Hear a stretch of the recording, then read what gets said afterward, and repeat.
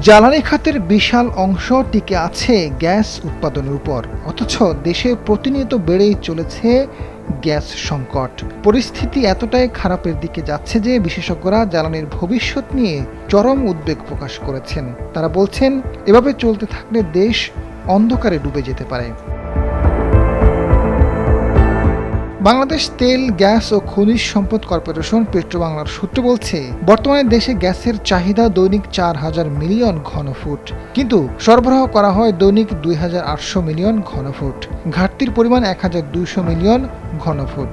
এই ঘাটতি আরও বৃদ্ধি হলে দেশের বিদ্যুৎ ও শিল্প উৎপাদনে চরম নৈরাজ্যকর পরিস্থিতি সৃষ্টি হবে।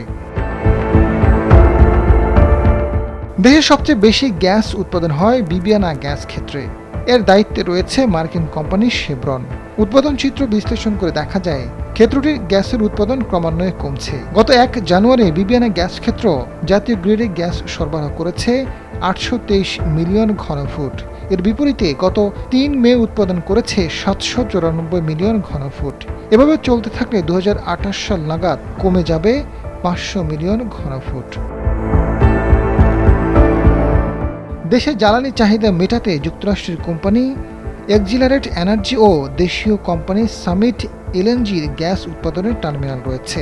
হাসিনা সরকার এই দুই কোম্পানিকে আরও 2টি টার্মিনাল নির্মাণের নির্দেশ দেওয়ার সিদ্ধান্ত চূড়ান্ত করেছিল, তবে অন্তর্বর্তী সরকার এই প্রক্রিয়া বাতিল করে দেয়। তার পরিবর্তে নতুন করে এলএনজি নির্মাণের উদ্যোগ নেয়।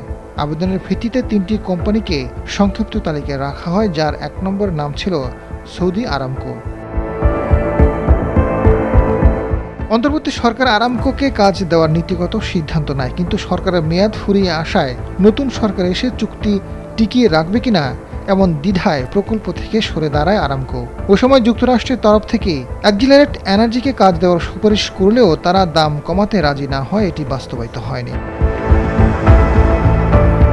বাফেক্সের সাবেক ব্যবস্থাপনা পরিচালক মুর্তজা আহমেদ চিশতি জানান, প্রতি বছর দেশীয় খনির গ্যাস 150 থেকে 200 মিলিয়ন ঘনফুট কমছে। এই পরিস্থিতিতে আমদানির জন্য অবকাঠামো নির্মাণের পাশাপাশি স্থায়ী উৎস ঠিক করার কোনো বিকল্প নেই। আজাদ ফারুক, সময়ের আলো।